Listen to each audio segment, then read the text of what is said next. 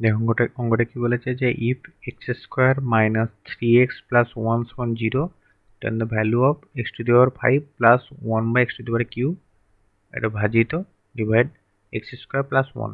ঠিক আছে, তো এই অঙ্কটা যখন এসএসসি সিপিওতে এসছে, এটা এসএসসি এক্সামের জন্য ইম্পর্টেন্ট, সিপিও সিজিএল সিজিএসএল আর আপনার railway NTPC group D technician এসব পরীক্ষার জন্য এলপি হোক। ঠিক আছে, তো যাই হোক প্রবলেমটা অনেকেরই প্রবলেম হয়, তো সেই জন্য আমি প্রবলেমটা নিয়ে এসেছি। দেখো কীভাবে করি। প্রথম আছে কি x square minus x plus 1 সমান 0। ঠিক আছে, তো এটাকে আমরা সলভ করছি। প্লাস 1 সমান 0 কী করলাম যে সবগুলোকে 1/x দিয়ে ভাগ করবো। তো 1/x দিয়ে ভাগ করলে কি হচ্ছে, এটা এক্স হবে, এটা কি হবে -3 হবে।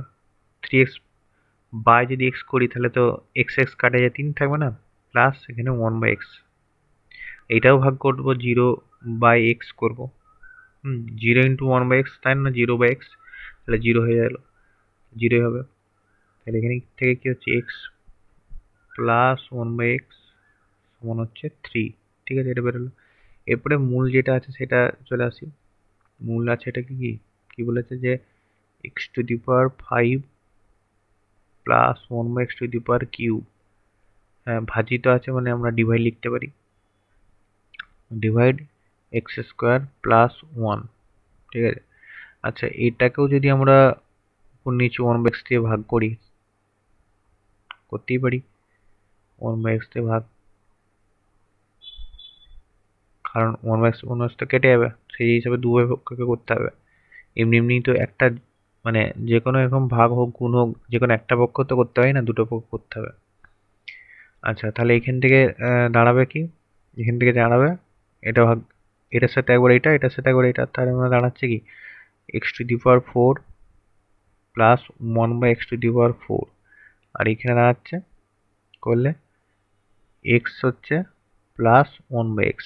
আচ্ছা এক্স প্লাস 1/x মান জানি আমরা 3, কিন্তু আমরা মান জানি না x to the power 4 plus 1/x to the power এর মান জানি না, তো এটা বার করবো। ঠিক আছে, তো এটা বার করে দেখি, বার করা যাক। এটা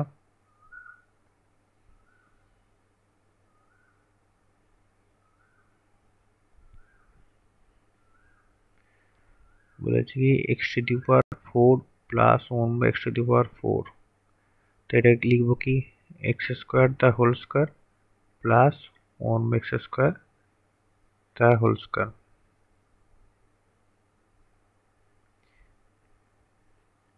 তো এটা কি হয়ে গেল, এ স্কোয়ার প্লাস বি স্কোয়ারের ফর্মুলা হয়ে গেল।